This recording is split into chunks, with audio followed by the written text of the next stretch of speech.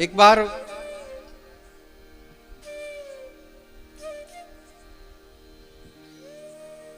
नारद जी महाराज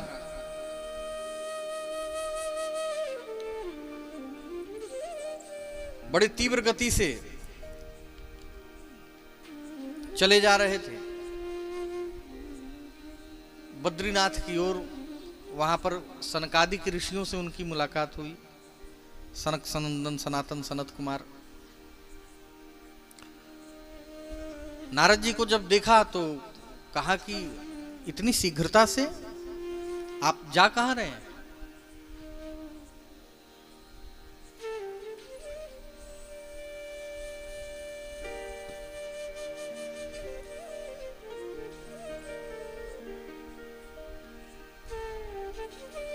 चारों भाइयों ने प्रश्न किया।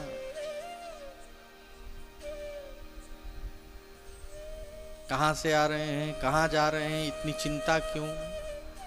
आपके दर्शन मात्र से जिसको बहुत चिंता हो वो भी प्रसन्न हो जाता है चिंता को भूल करके।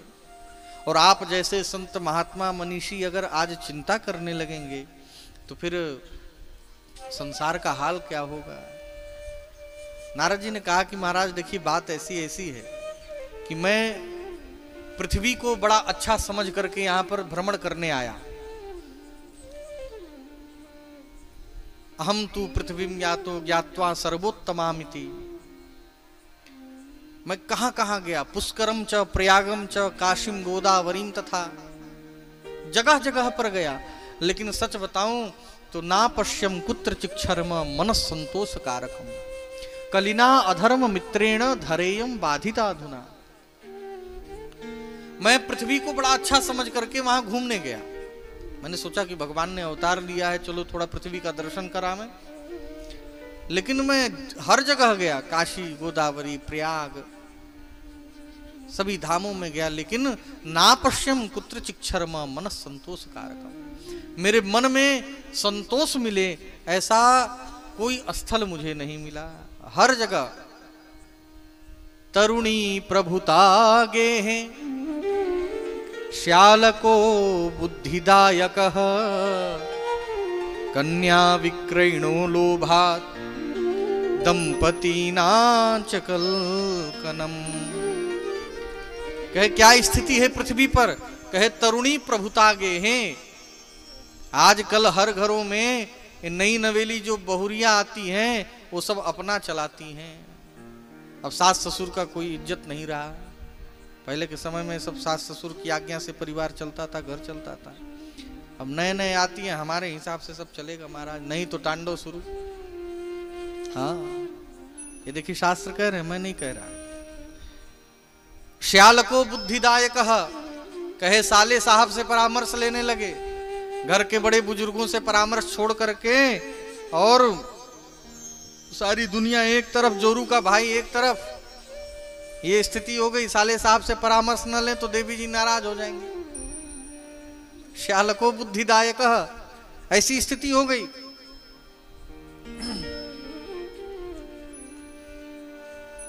और क्या? तो बोले कन्या विक्रयणो लोभात्। अब कन्याओं को बेचा और खरीदा जाने लगा इस कलयुग में। दंपतीनां च कलकनम। बड़ा मधुर संबंध इस संसार में एक पति पत्नी का होता है, लेकिन आज कलयुग ने ऐसा बुद्धि बिगाड़ा कि अब पति पत्नी में ही सबसे ज्यादा तांडव मचते हैं घर में। लोहा लाठी सब हो जाता है, कपार फोड़ डालते हैं महाराज एक दूसरे का। ये स्थिति हो गई, जबकि सबसे मधुर संबंध। कारण क्या है? वस्तुतः इस विषय पर बहुत चर्चा करने का तो नहीं है, लेकिन थोड़ा सा मैं देखता हूं समाज में तो मुझे ऐसा लगता है। देखो सभी लोग ध्यान से समझना, अगर अपने अपने घर को बड़ा समृद्ध और बड़े सुकून और बड़े शांति में रखना है, चलाना है अच्छे से, तो दो चार बातों का ध्यान रखना शुरू कर दो। सबसे पहली बात, जब विवाह हो जाए, कन्या जब अपने ससुराल में आ जाए, तो सबसे पहले कन्या के मायके में जो महारानी और महाराज लोग होते हैं जैसे उनकी माता जी हो गई या उनके और बहन जी हो गई, ये जितने लोग हैं ये सब ज्ञान देना बंद कर दें। जो जो स्त्रियां ससुराल में आकर के ससुराल के भेद को मायके पहुंचाएं और मायके का ज्ञान ससुराल पर लागू करने लगे, बस वही समझना उस घर की गृहस्थी का कूड़ा और कबाड़ा शुरू हो जाने लगेगा। ये पक्की बात है। हाँ, बुरा मत मानना कोई। जब माता पिता ने कन्या दान कर दिया तो दान दी हुई चीज पर अधिकार जमाना ये कहां शास्त्र सम्मत है? ये धर्म संगत हुआ क्या? नहीं हुआ।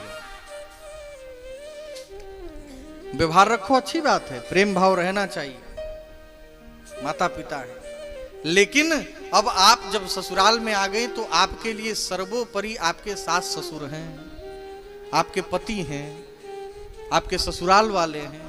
सबसे पहले जो प्रायोरिटी होती है ना, क्या बोलते हैं, सबसे पहला जो औदा होता है, सबसे पहला जो स्थान होता है वो आपके हृदय में ससुराल वालों के प्रति होना चाहिए। ये मत समझना कि हम मायके और ससुराल लड़ाई करवा रहे हैं।